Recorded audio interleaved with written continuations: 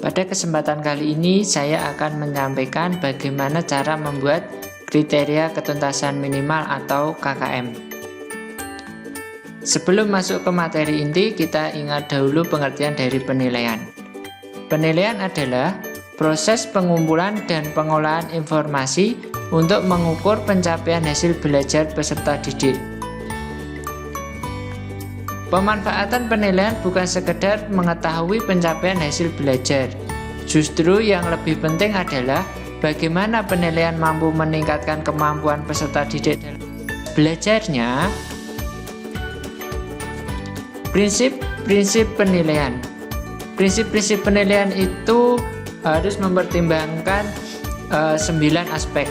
Yang pertama yaitu sahih. Kemudian yang kedua yaitu objektif. Penilaian yang objektif itu adalah penilaian yang tidak dipengaruhi oleh subjektivitas penilai. Karena itu perlu dirumuskan pedoman penilaian atau rubrik sehingga dapat menyamakan persepsi penilaian dan meminimalisir subjektivitas. Selanjutnya yaitu adil. Penilaian dikatakan adil apabila penilaian tidak menguntungkan atau merugikan peserta didik karena perbedaan latar belakang seperti agama, status sosial, dan lain-lain. Selanjutnya yaitu terpadu. Kemudian yang kelima terbuka. Yang keenam menyeluruh dan berkesinambungan. Yang ketujuh sistematis. Penilaian dikatakan sistematis apabila penilaian dilakukan secara berencana dan bertahap dengan mengikuti langkah-langkah yang baku. Penilaian sebaiknya diawali dengan pemetaan. Yang kedelapan, prinsip-prinsip penilaian yaitu beracuan pada kriteria. Artinya, untuk menyatakan seseorang peserta didik telah kompeten atau belum, bukan dibandingkan terhadap capaian teman-temannya atau kelompoknya, melainkan dibandingkan terhadap kriteria minimal yang ditetapkan. Kemudian yaitu akuntabilitas atau akuntabel. Proses-proses penilaian dalam kurikulum 2013 yaitu setelah kita menyelesaikan KKM, kemudian nanti ada yang namanya program remedial dan pengayaan. KKM atau kriteria ketuntasan minimal adalah ketuntasan belajar yang ditentukan oleh satuan pendidikan dengan mengacu pada standar kompetensi lulusan. Tujuan penentuan KKM yang pertama yaitu menentukan target kompetensi yang harus dicapai peserta didik. Yang kedua yaitu sebagai patokan dalam menentukan kompeten atau tidak kompeten peserta didik. KKM dirumuskan setidaknya dengan memperhatikan 3 aspek. Yang pertama yaitu intake siswa, kemudian kompleksitas atau karakteristik mata pelajaran, dan yang ketiga yaitu kondisi satuan pendukung pendidikan pada proses pencapaian kompetensi. Aspek kriteria ketuntasan minimal KKM yang pertama yaitu intake. Intake didapatkan dari nilai rata-rata rapot atau hasil ujian atau hasil seleksi, itu bagi kelas 7. Sedangkan untuk kelas 8 dan kelas 9, intake siswa didapatkan dari rata-rata nilai rapot semester-semester sebelumnya. Yaitu kompleksitas atau karakteristik mapel. Karakteristik mapel adalah tingkat kesulitan dari masing-masing mata pelajaran, sehingga setiap satu mata pelajaran dengan mata pelajaran yang lain berbeda. Misalkan untuk matematika dengan PJOK, untuk KKM-nya biasanya itu sangat berbeda jauh. Selanjutnya yaitu kondisi satuan pendidikan atau daya dukung. Daya dukung ini meliputi yaitu kompetensi pendidik, biasanya lulusannya, linearitasnya, kemudian peserta didik, predikat sekolah, akreditasinya, kelayakan sarana prasarana yang mendukung pembelajaran.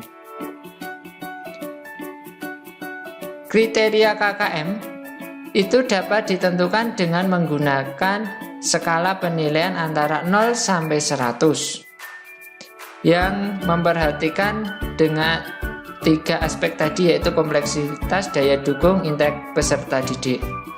Mengapa secara kompleksitas itu berbanding terbalik dengan daya dukung dan intek? Karena kita bisa berasumsi apabila siswa mendapatkan mata pelajaran yang mudah, pasti akan mendapatkan nilai yang tinggi. Sehingga kompleksitas rendah sini berada pada rentang 80 sampai 100. Itu berbanding terbalik dengan daya dukung dan intek siswa. Sebagai contoh misalkan ini, untuk aspek daya dukung mendapatkan nilai 90, kompleksitas mendapatkan nilai 70, dan intek siswa mendapatkan skor 65.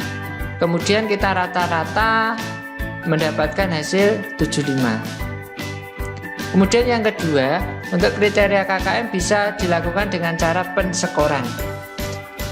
Pensekoran di sini kita bisa memberi skor 1, 2, 3 untuk tinggi, sedang, rendahnya. Kemudian kita hitung rata-ratanya. Sebagai contoh ilustrasi ini, apabila kriteria kompleksitas tinggi, daya dukung tinggi, dan intek peserta didik sedang, maka nilai KKM-nya adalah 1 tambah 3 tambah 2 dibagi 9 dikali 100 menghasilkan 66,7. Untuk kriteria persekoran ini biasanya memiliki kelemahan karena jaraknya antara tinggi, sedang, rendah itu hanya 1, 2, dan 3. Untuk contoh penentuan KKM bisa dilihat pada Excel berikut ini yang saya buat contoh. Nah, di sini misalkan ini pelajaran matematika, yaitu tentang bilangan bulat. Ini materi kelas 7 semester 1. Untuk bilangan bulat sendiri itu terdiri 3 kompetensi dasar, yaitu 3.1, 3.2, dan 3.3. Dari hasil kompetensi dasar ini kita pecah lagi berdasarkan indikator-indikatornya. Kemudian kita misalkan ini 3.1 menjelaskan dan menentukan urutan pada bilangan bulat positif dan negatif, dan pecahan biasa, campuran, desimal. Ini saya pecah menjadi menjelaskan urutan pada bilangan bulat. Kita kasih intek siswanya 60, kemudian daya dukungnya 85 seperti sarpras, alat peraganya, kemudian kompleksitasnya 65. Kemudian didapatkan hasil KKM yaitu 70. Kemudian yang kedua, ketiga, dan seterusnya dapat dilihat pada Excel, lampiran Excel berikut ini. Setelah KD 31, 32, dan 33 pada materi bilangan bulat dihitung, kemudian dirata-rata. Rata-rata yaitu dengan nambah 70 tambah 70 tambah 69 dibagi 3, kemudian dibulatkan mendapatkan KKM materi yaitu 70. Kemudian yang selanjutnya yaitu ada himpunan. Langkah-langkahnya sama seperti bilangan bulat yang pertama tadi. Kemudian ada aljabar, kemudian ada sistem persamaan linear satu variabel. Nah, dari materi-materi tadi kemudian kita kelompokkan seperti tabel berikut, yaitu bilangan untuk penilaian pengetahuan yaitu ada 70, kemudian himpunan KKM-nya 68, aljabar 67, dan sistem persamaan dan ketidaksamaan linear satu variabel 67. Kemudian kita rata-rata mendapatkan hasil KKM mata pelajaran yaitu 68. Sehingga dalam satu semester bila ditanya berapa nilai KKM matematika yaitu 68. Untuk yang keterampilan bisa dibuat seperti yang pengetahuan.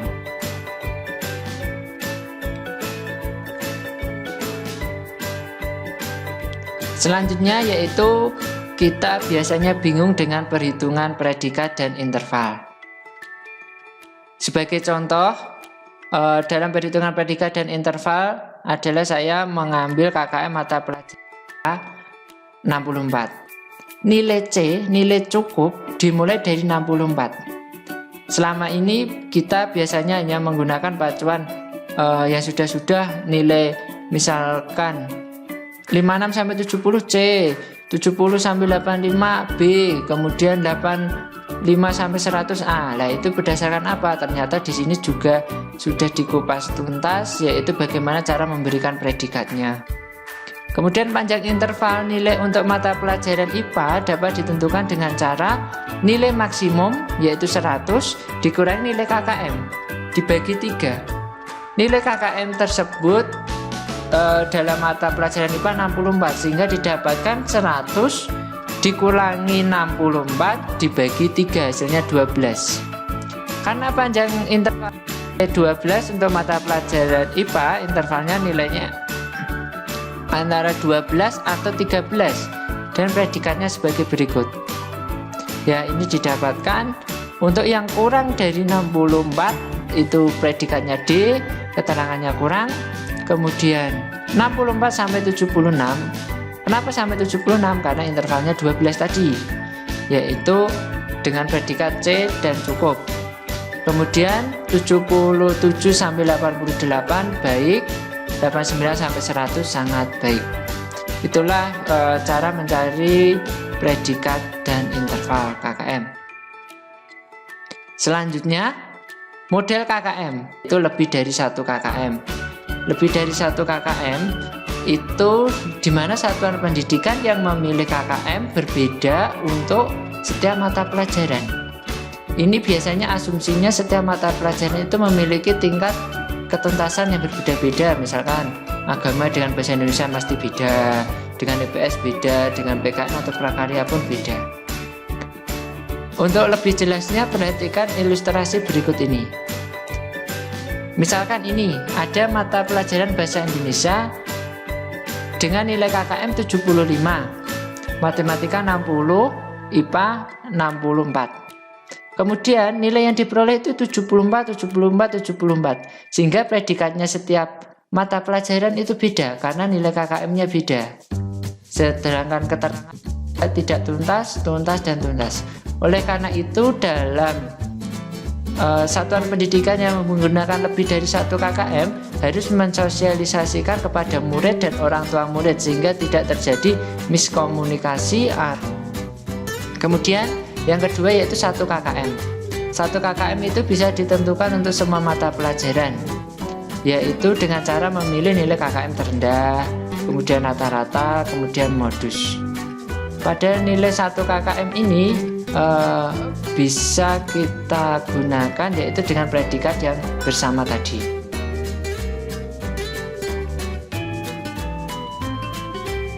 Ya, demikian ya. Semoga video ini dapat bermanfaat bagi kita semua untuk memberikan inovasi dan pelayanan pendidikan